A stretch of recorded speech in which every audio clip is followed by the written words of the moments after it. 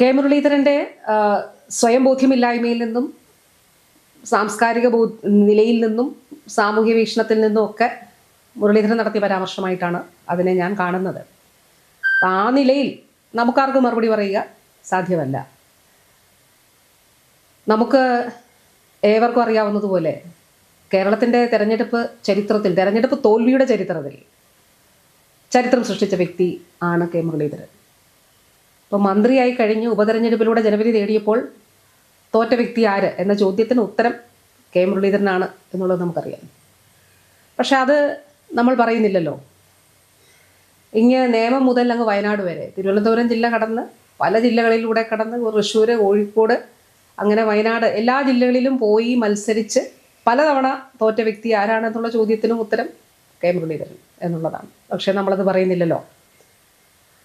ഇനി നേമത്തും തോറ്റ് തൃശ്ശൂരും തോറ്റ് ഡബിൾ തോൽവി ഏറ്റുവാങ്ങിയിരിക്കുന്ന ഒരു ഘട്ടത്തിലാണ് അതിനീചമായി അടിസ്ഥാനരഹിതമായി ആരോഗ്യവകുപ്പിനെയും ആരോഗ്യമന്ത്രി എന്നുള്ള നിലയിൽ അന്ന് എന്നെ വ്യക്തിഹത്യ ചെയ്യുകയും അധിക്ഷേപം ചെയ്യുകയൊക്കെ ചെയ്തത് കെ മുരളീധരൻ അതിന് മുന്നിൽ നിന്ന ആളുകളിൽ ഒരാളാണ്.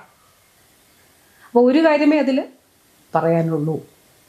ആ നിലയിലുള്ള മറുപടിയൊന്നും ഏതായാലും തൽക്കാലം നൽകാനായിട്ട്, ഞാനീ പറഞ്ഞതുപോലെ നൽകാനായിട്ട് നമുക്ക് കഴിയില്ല, നമ്മൾ നൽകുന്നുമില്ല.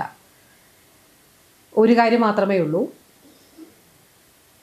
100 തവണയല്ല 1000 തവണ പറയേണ്ടി വന്നാൽ അതിലുമപ്പുറം പറയേണ്ട വിഷയങ്ങൾ പറയുക തന്നെ ചെയ്യും. അതിൽ കാര്യങ്ങൾ വസ്തുതാപരമായി പറയുമ്പോൾ അത് പരിഹാസരൂപേണ മറുപടി അതിന് നൽകുമ്പോൾ അത് ഉത്തരം മുട്ടിയിട്ടാണ് എന്ന് മനസ്സിലാക്കാനുള്ള സാമാന്യ ബോധം കേരളത്തിലെ ജനങ്ങൾക്കുണ്ട്. അതാണിവിടെ കണ്ടിട്ടുള്ളത്. ഞാൻ പറഞ്ഞ കാര്യം ആവർത്തിക്കുകയാണ്.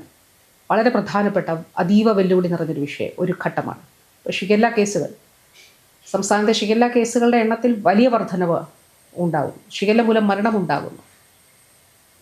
കോവിഡ്, ചിക്കൻ ഗുനിയ, ഡെങ്കിപ്പനി, എലിപ്പനി, എല്ലാവിധമായിട്ടുള്ള പകർച്ചവ്യാധികളും കേരളത്തിൽ പിടിമുറുക്കിയിരിക്കുന്ന സാഹചര്യത്തിൽ വകുപ്പിനെ ഏകോപനത്തോടെ നയിക്കുക എന്നുള്ളത് വളരെ പ്രധാനപ്പെട്ട കാര്യമാണ്. നമ്മൾ ഓരോ ദിവസവും ആരോഗ്യവകുപ്പുമായി ബന്ധപ്പെട്ട് ഓരോരോ വാർത്തകൾ കേട്ടുകൊണ്ടേയിരിക്കുന്നു. അപ്പോൾ വകുപ്പിനെ ഏകോപനത്തോടെ നയിച്ച് ജനങ്ങളുടെ ആശങ്ക അകറ്റുക എന്നുള്ളത് വളരെ പ്രധാനപ്പെട്ട കാര്യമാണ്.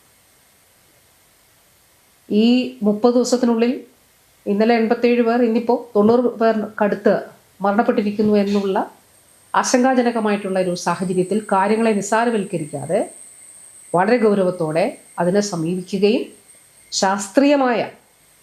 ശാസ്ത്രീയമായ നിലയിൽ രീതികളിലൂടെ നിശ്ചയിക്കപ്പെട്ട, ഇതെല്ലാം പ്രോട്ടോക്കോളും കലണ്ടറും ഒക്കെ തന്നെ നേരത്തെ തന്നെ നിശ്ചയിക്കപ്പെട്ടിട്ടുണ്ട്.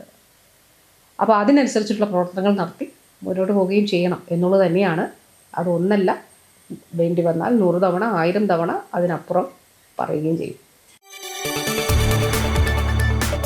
കൂടുതൽ വാർത്തകൾക്ക് news 18 Keralam YouTube channel subscribe ചെയ്യുക.